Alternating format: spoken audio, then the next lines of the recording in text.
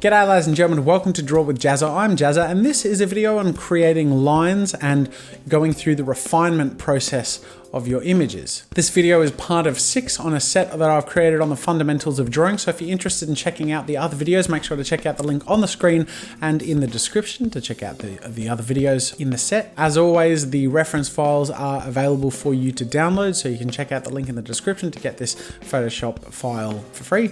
And of course, I'm going to mention on the offset that I'm using a digital tablet and a computer to create these lines, but all the things that I'm talking about are applicable in a traditional medium. So if you're using paper and pencil, you can of course use fine liners and brush pens and all the fun things to get the same results.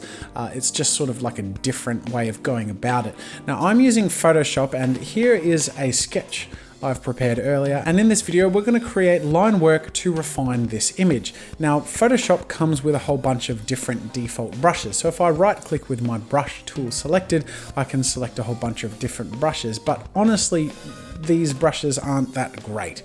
If I use my brush and then draw with the brush tool, you get the basic idea happening, but it doesn't look that nice, especially without line weight happening. So there's a couple of things that I'll mention. One is that we want to add line weight variation, and this is done through using a digital tablet. So I'm using a pen here on a Wacom Cintiq that I draw on. You can use a Bamboo or an Intuos. They don't have to be expensive tablets. You can get cheap ones that do the same thing, so that we can trigger the line weight variation tool, so that if we press lightly we get very thin lines, and if we press very hard we get hard lines, and that enables us to create something much more interesting than what I've just done here. So now with my line weight variation in place, I can alter the line weight as I draw the lines, and this is one of the first things that you can use as a tool to create more interesting line work in your piece. Now of course this is a very subtle use of the line weight variation. It's not that extreme,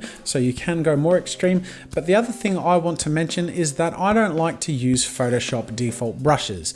I like to use custom brushes, and there is an artist who does awesome custom brushes. His name's Kyle T. Webster, and he produces custom brushes, which then you can load into your arsenal of default brushes that you can use instead of the default Photoshop brushes. So for example, for line work, I love using this one called Clean Comics, where we get this really strong contrast. If I'm pressing light, you can see that it's very thin, and if I press hard, you can see that it's much thicker, and it's also got this really blocky sort of edge to it. So the cool thing about that is that I can create the line work and use thin lines and thick lines wherever I need to, but the contrast is quite strong depending on how hard I press my brush, and we end up getting a really cool looking line. The reason I like line weight variation is it adds a lot of stylistic interest to the piece that you're creating, and you can add thickness to areas like the nose to make it pop out a little more, and you can use it as a technique. For example, with the mouth, I can do a thick line for the top of the mouth and a thin line for the bottom, and that enables me to indicate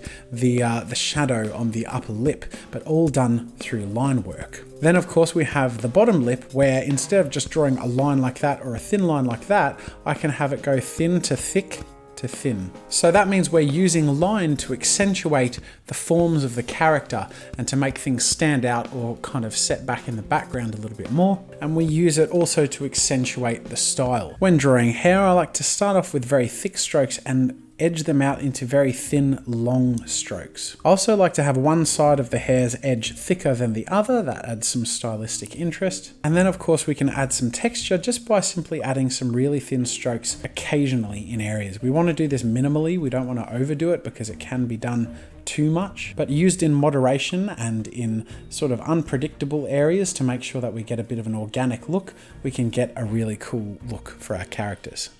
Another thing I like to remember is that when drawing your line work, you don't necessarily have to be super smooth all the time to get a nice result. I actually like to make sure that some of my lines are quite edgy and have strong angles and occasionally sort of loud, thick lines contrasting with sort of thin, more intricate lines. And that way we can get a lot of visual interest happening. But make sure, of course, to use it all with a grain of salt. We can overdo it if we do it too much, so just use it sparingly as more of a garnish to your image than the meat of the image itself. Because of course, the meat of the image is your illustration. Remember too that we don't need to follow our sketch exactly. In the same way that when we do our sketch on top of our construction lines, we're sort of refining our shapes a little bit as we see things work better in different ways.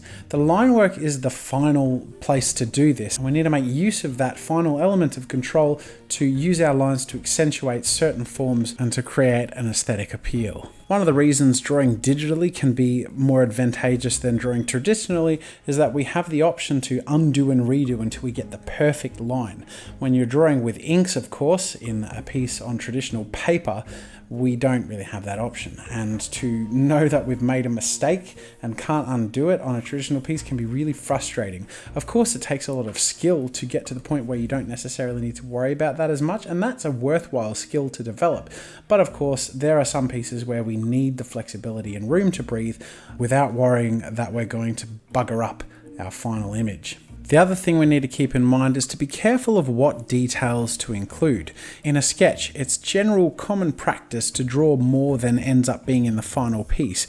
The reason that we do that in our sketches and construction lines is so that we as artists can understand how the piece is constructed and put together. But when we're at the point of refining and building our final piece, we don't need to include all of that detail because it can make the piece too busy and too difficult for the viewer to take in all at once. We need to use this time now to accentuate the most important aspects of the image and to ignore and not include the things that are only going to distract or cheapen the aesthetic of the image. So here we are at the end of the illustration line work being done, and I can hide my construction work now and we can see the finished line work result. There are a couple of things to note about this. One is that when we hide the construction lines, the piece that we do often tends to feel a little more empty and a little more flat. The reason for that, I think, is because the construction lines are usually around the edges, of course, where the lines are, and tend to round things out a bit so that when they're there with our line work, things feel a little more solid, like they have some depth to them. And then, of course, some of those construction lines there serve only to indicate three-dimensional shape. And when we hide all of that, it does get rid of that. We don't necessarily need to fix that. Sometimes the crisp final outcome can be good enough and serve as a better example of the illustration we're going for without the construction line, but sometimes it does feel a little emptier.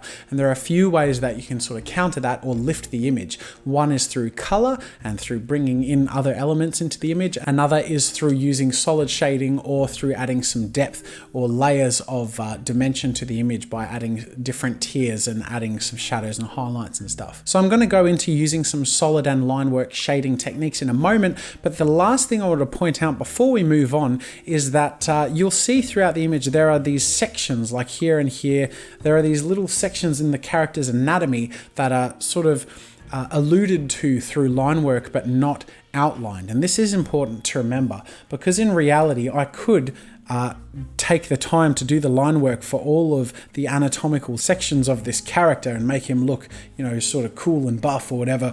But the reality is, if you do this, you do sort of overwork an image.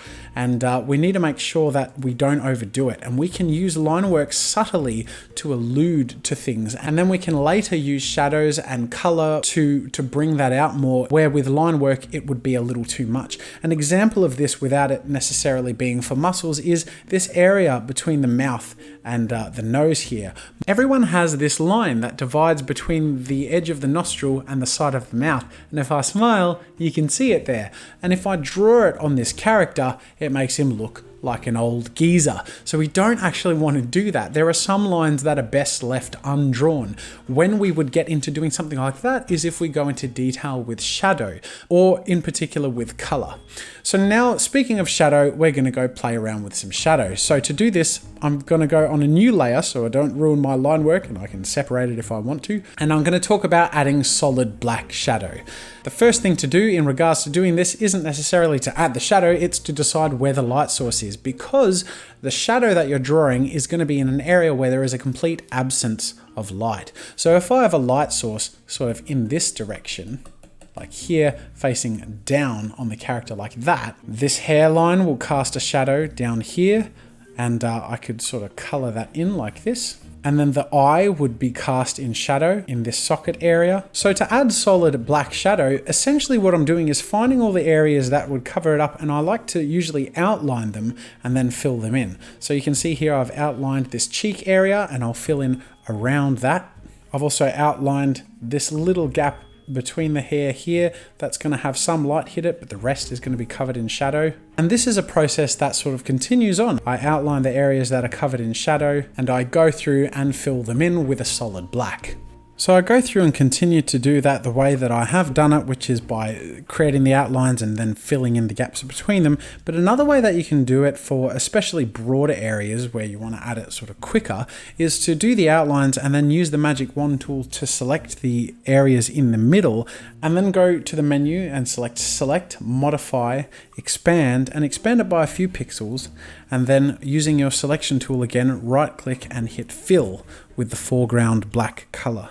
And you can do that for several areas all at once as well. Another thing I find extremely useful when using these black solid shadows for this comic book style effect is to leave very thin white lines dividing areas that would sort of converge. So if you have black solid shadows, for example, here on the arm, and then black solid shadows under the arm where there is the shirt, they're different materials and they're overlaying in different ways. So while the black solid shadows could in theory just fill up that whole area, there's nothing to define the difference between those two sections. So I like to make sure that those areas are segmented slightly just with that very thin white line. The resulting outcome is an image that feels a lot more solid and three-dimensional than it did before by using those techniques to sort of section the areas that would be hidden by the light and filling them with dark, thick shadow. Speaking of which, I'm going to get rid of my lovely little light source indicator here, and you can see the result. And if I hide this and show the original line work, you can see that it's quite a drastic result, and we get this really cool comic book style effect, and we also add a real sense of depth and dimension to our image. You can further accentuate this using more lines. Hooray! What I mean by this is you can select your line tool, and I usually like to go a little bit thinner than the lines that I have throughout the piece already, because using thick lines can be a little too overwhelming and sort of merge in too quickly with the lines that we've already drawn for the outlines. And then using straight solid lines, we can just draw parallel to each other like this, areas that would be somewhat masked in shadow, but not as solid as the thick black areas. Now, I like to keep these all sort of going in the same direction and have them merge in with the thick, solid black shadow. And again, using the light source that we've already established, we're just sort of following that along. The other thing too is you can go into areas that don't necessarily need the thick, solid black shadow, but can have some accentuation with some line shading. So for example, this shadow area here curves around to where the bicep is divided from the tricep. So we can use our line shadows to continue that on without having too much happening to distract from the image itself, and we can carry that all the way on around to where it connects up to the shoulder and it doesn't distract from the image too much. The gun is a good example as to where this line shading can be very useful, because while it's not fully covered in shadow, it's also in the opposing end of the light. So I don't want to put the whole thing in shadow, but I do want to cover one side of the gun with this line shading. One way to do this without worrying about going over the edges is to use the magic wand or the lasso tool to select the area that you want to draw the line in, and then you can just draw really long broad strokes without worrying about going over the lines and just making sure that you match the general direction that you're working with.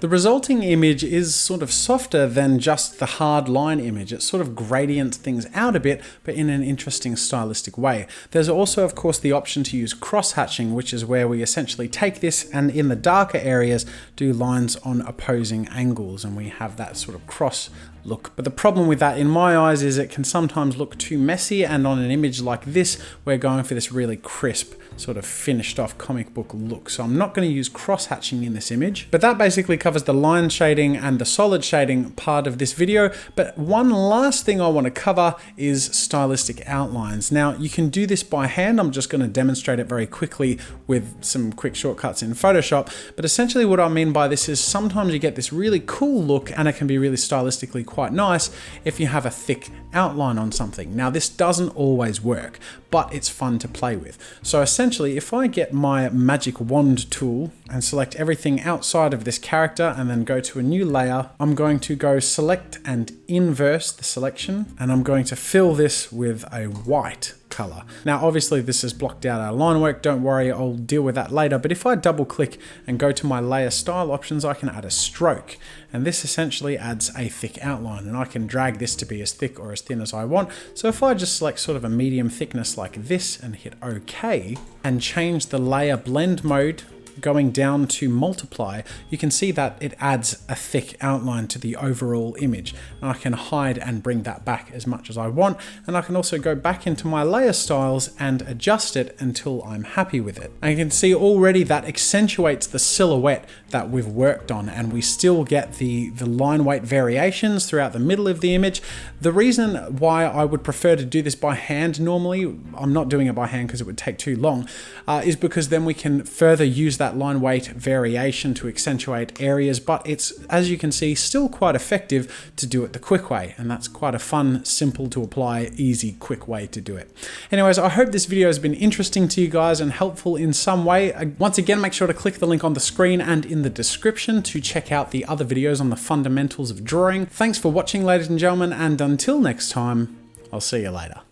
Thanks for watching. If you enjoyed this video, subscribe to my channel to see new content every week. Check out more of my stuff by clicking the annotations over there.